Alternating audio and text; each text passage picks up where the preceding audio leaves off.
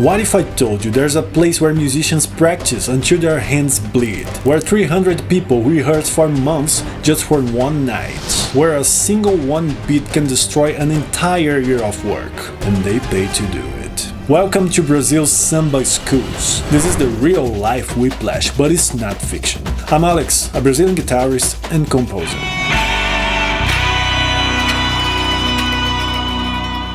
But to understand how we got here, we need to go back to where it all began. To understand how many musicians dedicate themselves to such a point of exhaustion, it's necessary to know what Brazilian Carnaval is. After all, it's for this holiday's competition that the musicians train. Carnaval in Brazil is the holiday that most mobilizes population. Whether to enjoy the holiday at home, go to street block parties, watch the parades in television, or even attend them live, Carnaval is universal in Brazil. Here, we even joke that the year only begins after Carnaval. The holiday falls on February or March, depending on Easter's date, since Carnaval is defined according to the Lent, the 40 days preceding Easter. It's a Catholic holiday, but it has lost this characteristic in Brazil, as nobody here celebrates Carnaval thinking about Christianity. In fact, the only trace that persists comes from the name. The word Carnaval comes from the Latin term carnis levare, which means to remove meat.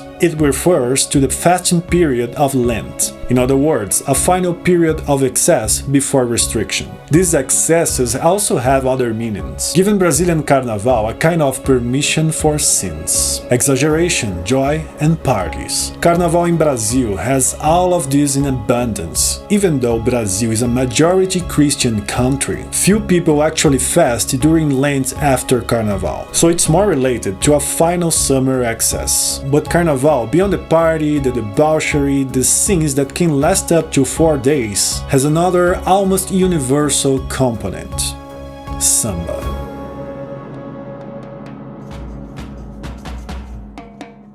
Other musical genres also find space in Carnaval, such as frevo, axé, and marchinhas. Because of these popular celebrations, annual competitions were created in Rio de Janeiro and São Paulo, involving various musicians, dancers, costume designers, and choreographers. The entire process that led to annual samba competitions was due to a financial and touristic opportunity. When samba became popular in Rio de Janeiro, people gathered in what we call rodas, or circles, to play, sing, and dance. These were spaces filled by diverse people, including those who would become great artists. The changes were relatively quick. Samba, at the beginning of the 20th century, was a cultural expression repressed by police. And in the early 1930s, it became recognized and encouraged by politicians in Rio de Janeiro. This change of scenery allowed the Samba rodas, the name for gatherings to play, sing, and dance, as I said, to expand into larger associations, the Escolas de Samba, or Samba schools. But it wasn't out of mere kindness or recognition of the right to culture. There was a plan to use this cultural expression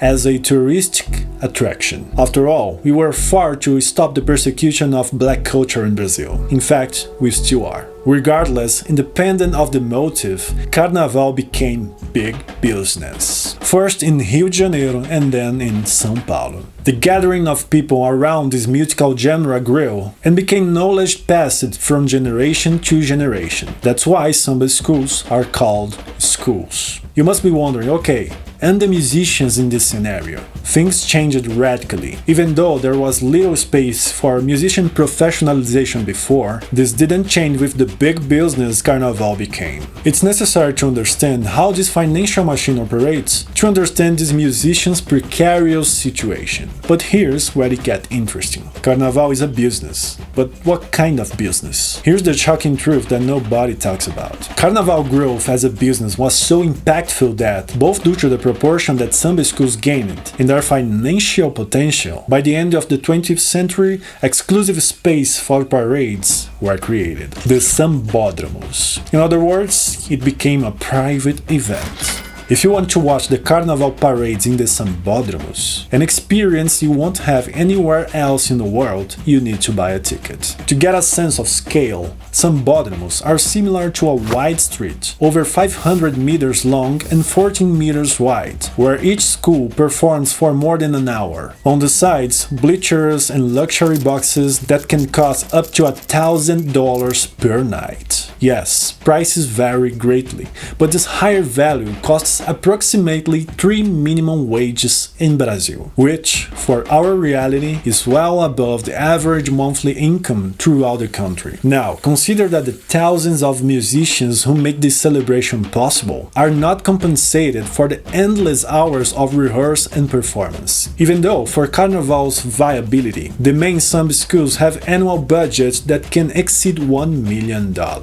But there are musicians who are compensated. Some who stand out can get paid for small performances throughout the year. However, thinking about the samba school's Bateria, or percussion section, where the largest volume of musicians in a parade is concentrated, only the person called Mestre de Bateria, or percussion master, has fixed compensation. The role of a Mestre de Bateria is similar to an orchestra conductor. The main difference is the number of musicians they need to coordinate. They're responsible for coordinating about 300 ritmistas, the name for the rhythm players, during parades and rehearsals. And surprisingly, someone with such a responsibility has an average salary of less than 3,000 reais, which corresponds approximately to $530. And what about the 300 ritmistas? Surprisingly, the vast majority pay to parade. Values vary according to the musician's relevance, instrument costs,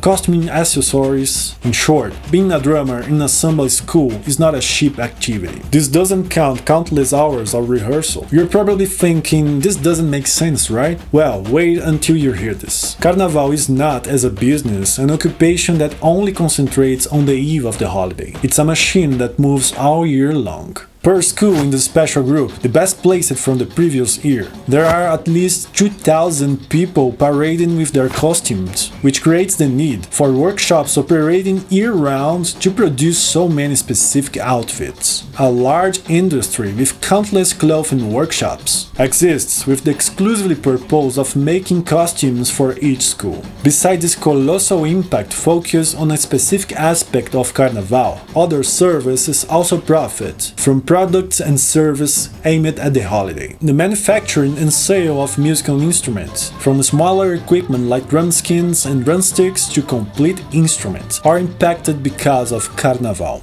In just one rehearsal, drummers' sticks can become unusable, such as the intensity with which they use it. If you're a drummer, when you rehearse, do you usually destroy a drumstick or some part of your equipment? When I play, I don't usually lose anything. I change strings from time to time and lose a pick here and there, but I don't spend a pick for rehearsal, don't even close. Plus, the price of a pick's tiny, while business associated with Carnaval are millionaire enterprises, both in expenses and profits. But such businesses are only possible because the most people involved in the parades bear part of the costs and are not compensated for their effort. This includes the musicians. But the money is just the beginning. The real cost, that's something that most people never see. To understand how a samba school bateria's routine works, it's necessary to understand what's at stake. After all, it's a competition. The bateria is evaluated and can gain or lose points. But what would be the criteria that in these musicians' performances impact the score? Stay with me, because this is where the pressure became insane.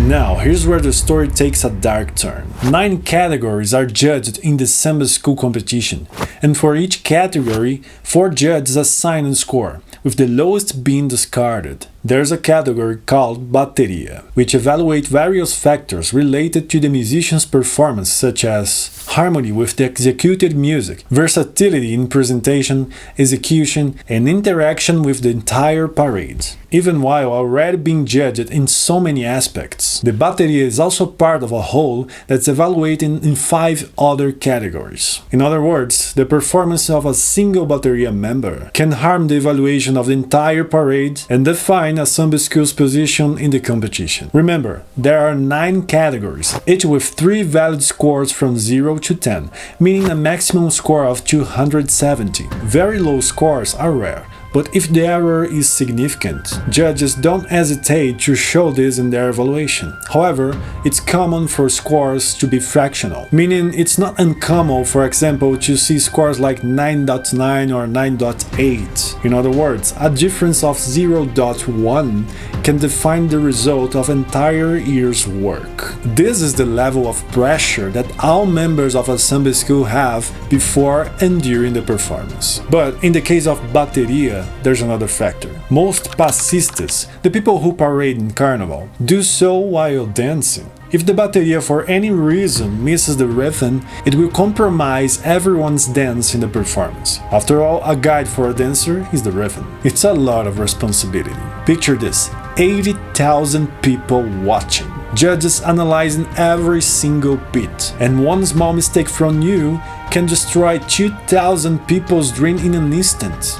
When you play your instrument, do you deal with such a great pressure? You might disappoint yourself or miss a note, or even disappoint your band or a conductor, or even an attentive fan. A samba school drummer can disappoint an entire community. This is the weight of each musician, each passista of a samba school carries. And how does samba school bateria work in practice? Who are these passionate musicians who make samba school a significant part of their lives?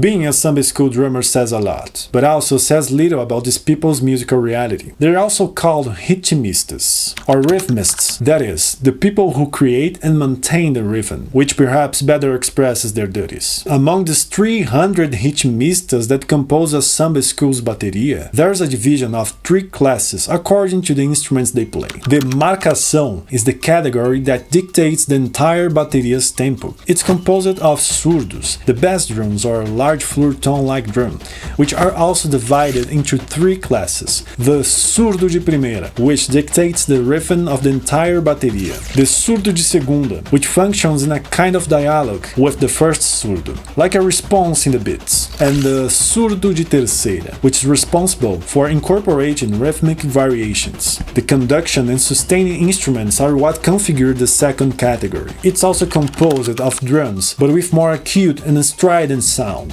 The caixa de guerra, which is similar to a snare drum, the repique, fundamental in fills and calls, besides creating variations, details and improvisations, and the tamborim, responsible for making specific parts of a samba's enredo's lyrics, the name of a song performed in parades. The third, and no less important, is the category called acompanhamento, also composed of percussive instruments, but which don't qualify as drums. In this category are found shakers, cymbals, and other instruments you might not be so familiar with, like the cuica, reco-reco, and agogo. The samba school ritmista specialized in some of these instruments, but it's not enough to play with quality. The training is to perform in a context where success depends on dance, animation, covering space in exact time. All this while playing for more than an hour without stopping. Do you think it's easy? Not to mention that, outside the samba schools, these musicians need to handle life. Bills to pay, work to have money, personal problems. There are people, regardless the sacrifice they make for their samba schools for Carnaval. Imagine doing this for days, weeks, months, the entire year. It's exhausting just to think about, and it's not possible to do this without something that motivates them. So why do they do it?